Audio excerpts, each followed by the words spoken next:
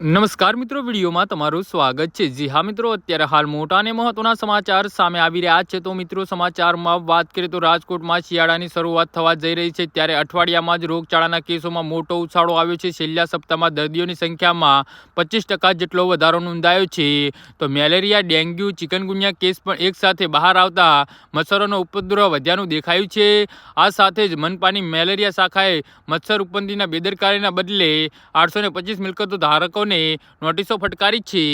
જી હા મિત્રો, અત્યારે હાલ મોટા અને મહત્વના સમાચાર સામે આવી રહ્યા છે।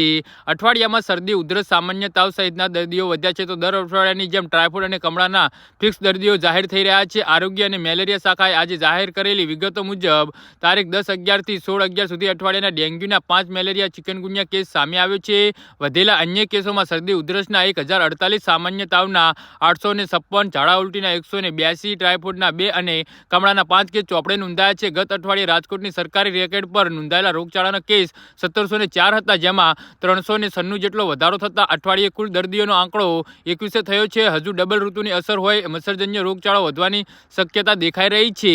જી હા મિત્રો, તો આના વિશે તમારું શું કહેવું છે તો નીચે અમારી કમેન્ટ બોક્સમાં જરૂરથી જણાવજો અને અમારી યુટ્યુબ ચેનલને સબસ્ક્રાઇબ કરવાની ભૂલતા નહીં। ધન્યવાદ।